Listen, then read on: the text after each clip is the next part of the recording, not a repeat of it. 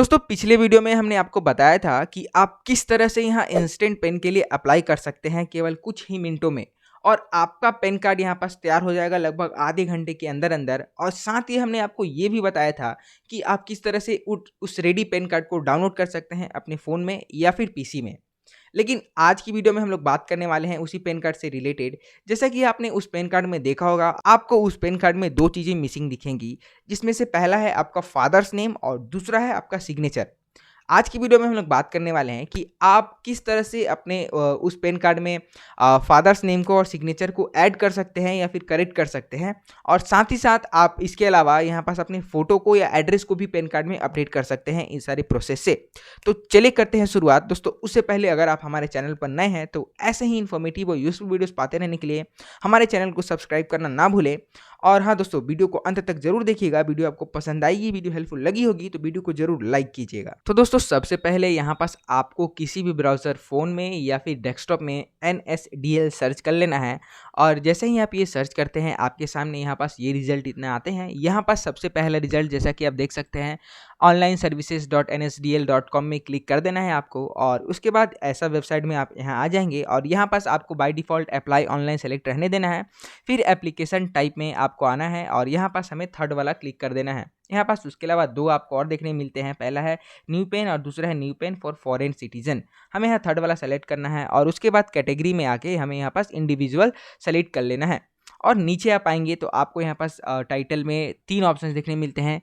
आपको यहाँ पास अगर मेल है तो फर्स्ट वाला सेलेक्ट कर लेना है और उसके बाद आपको यहाँ पास फर्स्ट नेम मिडिल नेम डालना है। तो चलिए एक एक करके डालते हैं। यहाँ पर सबसे पहले आपको लास्ट नेम डालना है, उसके बाद फर्स्ट नेम, और अगर आपका मिडिल नेम है तो आपको थर्ड वाले में डाल देना है। यहाँ पास नेक्स्ट है आपका डेट ऑफ बर्थ डालना है। तो यहाँ पास डेट ऑफ बर्थ सेलेक्ट करने के बाद आपको यहाँ पास सिंपली आपका ईमेल आईडी डालना है और उसके बाद आपको यहाँ पास अपना फ़ोन नंबर डालना है। नेक्स्ट आएंगे तो यहाँ पास आपको ऑप्शन मिलेगा वेदर सिटीजन ऑफ इंडियन, तो यस हमें कर देना है क्योंकि यहाँ पास हम इंडियन सिटीजन हैं। उसके बाद आपको यहाँ पास अपना पेन नंबर डालना है और उसके बाद यहाँ पास आपको आई एग्री में क्लिक मीन्स आपको यहाँ पास बॉक्स में टिक कर देना है। और नीचे आएंगे तो आपको यहाँ पास दिखेगा कैप्चा कोड। आपको सिंपली उस कैप्चा कोड को इस वाइट बॉक्स में फिल कर देना है और सबमिट में यहाँ पास क्लिक कर देना है। और आप जैसे ही सबमिट में क्लिक करते हैं आप यहाँ पास दूसरे पेज में रिडायरेक्ट हो जाते हैं। यहाँ पास आपको आपका टोकन नंबर मिलता है। आपको इस टोकन नंबर का स्क्रीनशॉट ले लेना है या फिर कहीं लिख के रख देना है, क्योंकि इन फ्यूचर आपका ये टोकन नंबर लॉगिन करने में और आपके एप्लीकेशन का स्टेटस चेक करने में काम आने वाला है। तो यहाँ पास हम आगे बढ़ते हैं और यहाँ पास नेक्स्ट आपको continue with PAN application form में क्लिक कर देना है। और जैसे ही आप यहाँ पास कंटिन्यू में क्लिक करते हैं आप यहाँ दूसरे वेबसाइट में दूसरे पेज में रिडायरेक्ट हो जाते हैं। और यहाँ पास आप देख सकते हैं आपको चार ऑप्शंस देखने मिलते हैं। पहला है गाइडलाइंस, दूसरा है पर्सनल डिटेल्स, तीसरा है कॉन्टैक्ट एंड अदर डिटेल्स और चौथा है डॉक्यूमेंट डिटेल्स। आपको यहाँ पास एक एक करके चारों ही करने हैं। और यहाँ पास सबसे पहले हम शुरुआत करते हैं गाइडलाइंस से। तो गाइडलाइंस में क्लिक करने के बाद आप देख सकते हैं how do you want to submit your application PAN application documents. तो यहाँ पास आपको तीन ऑप्शंस देखने मिलते हैं, जिसमें से पहला है submit digitally through e sign and e sign जो कि पेपरलेस है पूरा। उसके अलावा यहाँ पास दूसरा है submit scanned image through e sign, आप यहाँ पास अपलोड करना पड़ेगा डॉक्यूमेंट्स को। और तीसरा यहाँ पास फॉरवर्ड एप्लीकेशन डॉक्यूमेंट्स फिजिकली, और तीसरे वाले में आपको यहाँ पास जो भी आपके डॉक्यूमेंट्स हैं आपको यहाँ पास पोस्ट करना पड़ेगा NSDL को। तो यहाँ पास हमें दूसरा वाला सेलेक्ट कर लेना है और दूसरे वाले को सेलेक्ट करने के बाद हमें यहाँ पास नीचे आ जाना है। नीचे आने के बाद यहाँ पास आपको दिखेगा whether physical PAN card is required. तो आपको यहाँ पास अगर फिजिकल पेन कार्ड चाहिए तो यस कर देना है, अगर नहीं चाहिए तो नो कर देना है। उसके बाद यहाँ आपको आपका पेन नंबर डालना है या फिर ये ऑलरेडी फिल भी मिल सकता है आपको। फिर आपको यहाँ पास नीचे देख सकते हैं आधार नंबर ओनली फॉर इंडिविजुअल्स। अगर आप इंडिविजुअल हैं अप्लाई कर रहे हैं तो आपको यहाँ पास आधार कार्ड का 4 लास्ट डिजिट डालना है। उसके बाद EID नंबर आपको रहने देना है, EID नंबर नहीं डालना है। फिर नीचे आप देखेंगे name as per Aadhaar only for individual. आपका जो आधार कार्ड में पूरा नाम है आपको यहाँ पास फिल करना है पूरा एग्जैक्टली जो सेम नेम है। आपको गुड्स एंड सर्विस टैक्स रहने देना है, मतलब goods and services tax number रहने देना है। उसके बाद आपको यहाँ पास full name of the applicant, आपको यहाँ पास आपका पूरा नाम डालना है और यहाँ पास आपको डेट ऑफ बर्थ और साथ ही जेंडर सेलेक्ट कर देना है। और आप यहाँ पास नीचे देखेंगे तो आपको यहाँ पास तीन ऑप्शन देखने मिलते हैं। पहला है फोटो मिसमैच, दूसरा है सिग्नेचर मिसमैच और तीसरा है detail of parents application only for individual. यहाँ पास आपको जो भी आपका करेक्शन कराना हो, जैसे फ़ोटो, सिग्नेचर या फिर पेरेंट्स नेम ऐड कराना हो, आप कर सकते हैं। मेरे यहाँ मैं तीनों ही करवाना चाहता हूँ, तो तीनों को ही सेलेक्ट कर लूँगा। और उसके बाद आप अगर नीचे आते हैं, तो अगर आपका यहाँ पास पेरेंट्स डिटेल है, तो आपको यहाँ पास आपके फादर का नाम अच्छे से भर लेना है। उसके बाद आपको यहाँ मदर का नाम ऑप्शनल है, लेकिन आपको इसको भी फिल कर देना है। फिल करने के बाद आप यहाँ नीचे देखेंगे तो यहाँ ऑप्शन आता है parents name to be printed on PAN card. आप यहाँ पास अपने पैन कार्ड में जिसका भी नाम देना चाहते हैं, मदर या फादर, सेलेक्ट कर सकते हैं। उसके बाद आपको यहाँ पास नेक्स्ट में क्लिक कर देना है। नेक्स्ट में क्लिक करते ही आपका यहाँ पास पहला स्टेप पूरा हो जाता है और यहाँ पास आपको दूसरे स्टेप में आना है। उसके बाद यहाँ पास आपका जो एड्रेस ऑफ कम्युनिकेशन है उसको सेलेक्ट कर लेना है। मैं यहाँ रेसिडेंस रखता हूँ, आप चाहे तो ऑफिस भी कर सकते हैं। उसके बाद यहाँ पास जो अभी सेलेक्ट करेंगे उसका एड्रेस यहाँ पास आपको एक एक करके फिल कर देना है। और उसके बाद अगर आप यहाँ चाहते हैं कि आपका एड्रेस भी अपडेट हो, तो आप फर्स्ट वाले बॉक्स को टिक कर सकते हैं और यहाँ नीचे आप अपना एड्रेस फिल कर सकते हैं। लेकिन अगर आपका यहाँ पास एड्रेस नहीं करवाना तो आप उसको टिक नहीं कीजिएगा। उसके बाद यहाँ पास फ़ोन नंबर या फिर ईमेल आईडी अपडेट करना चाहते हैं, तो आप यहाँ पास इसको भी टिक करके यहाँ पास अपडेट कर सकते हैं। फिर यहाँ पास अगर आपका एक से ज़्यादा पैन कार्ड है आपके नाम पे, तो यहाँ पास सेलेक्ट कर सकते हैं इसको और यहाँ पास अपने पैन नंबर को ऐड कर सकते हैं ताकि वो डिलीट कर दिया जाए। लेकिन अगर आपका एक ही पैन कार्ड है तो आपको उसको छोड़ देना है और यहाँ नेक्स्ट में क्लिक करना है। नेक्स्ट में क्लिक करते ही आप यहाँ पास थर्ड स्टेप में आ जाते हैं। यहाँ पास आपको आपके डॉक्यूमेंट्स अपलोड करने हैं, तो एक एक करके आप चारों ही बॉक्स में अपने डॉक्यूमेंट सेलेक्ट कर सकते हैं, जिसमें से पहला है आपका प्रूफ ऑफ आइडेंटिटी, दूसरा है प्रूफ ऑफ एड्रेस, तीसरा है proof of date of birth and चौथा है प्रूफ ऑफ पैन कार्ड। आप एक एक करके अपने हिसाब से सारे डॉक्यूमेंट्स को यहाँ पास सेलेक्ट कर सकते हैं।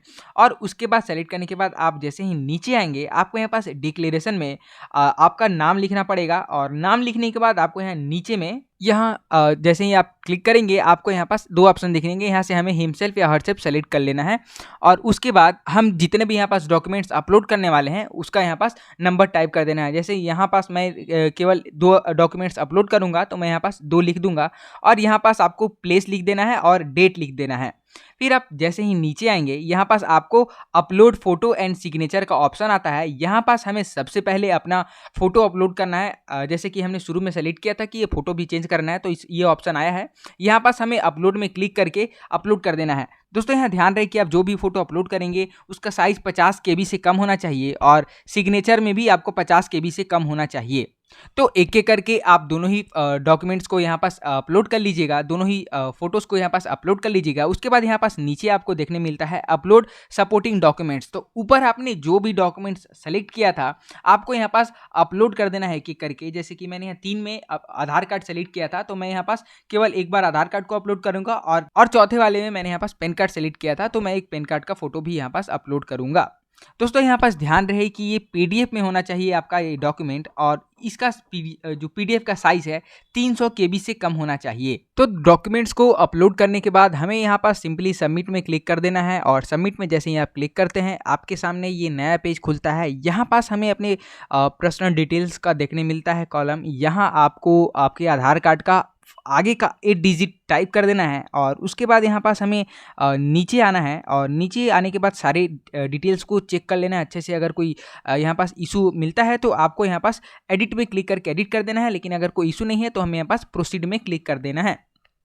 प्रोसीड में क्लिक करने के बाद आपके सामने यहाँ पास मोड ऑफ पेमेंट का ऑप्शन आता है। आप जिस भी तरह से पेमेंट करना चाहते हैं यहाँ पास 3 ऑप्शंस मिलते हैं। आप तीनों में से ही किसी एक को सेलेक्ट कर सकते हैं। पहला है डिमांड ड्राफ्ट, दूसरा है ऑनलाइन पेमेंट थ्रू पेटीएम और तीसरा है यहाँ पास online payment through BillDesk. आप अपने हिसाब से यहाँ सेलेक्ट कर सकते हैं। मैं यहाँ पास सेकेंड वाले को सेलेक्ट करता हूँ।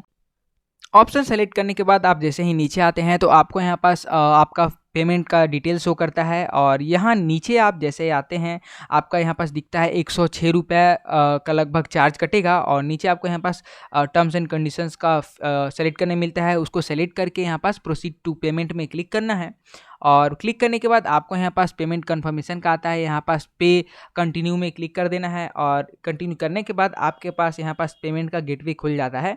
आप अपने हिसाब से यहाँ पास पेमेंट कर सकते हैं। मैंने पेटीएम सेलेक्ट किया था तो यहाँ पास QR कोड आया है, मैं जल्दी से पेमेंट कर लेता हूँ।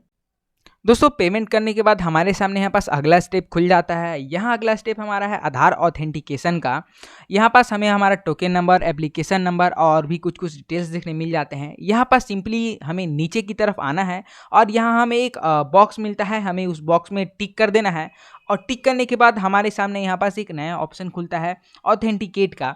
आप जैसे ही ऑथेंटिकेट पे क्लिक करते हैं आपके सामने यहाँ पास नया पेज खुलता है और इस नए पेज में यहाँ पास OTP ऑथेंटिकेशन का ऑप्शन आता है। आपको सिंपली यहाँ क्लिक कर देना है। क्लिक करने के बाद आपके सामने यहाँ पास नया पेज खुलता है। यहाँ पास आपको नीचे की तरफ ऑप्शन मिलता है जनरेट OTP का और दूसरा सबमिट का। आपके यहाँ पास फ़ोन नंबर पे एक OTP गया होगा, सिंपली हमें उस OTP को यहाँ पास फिल कर देना है।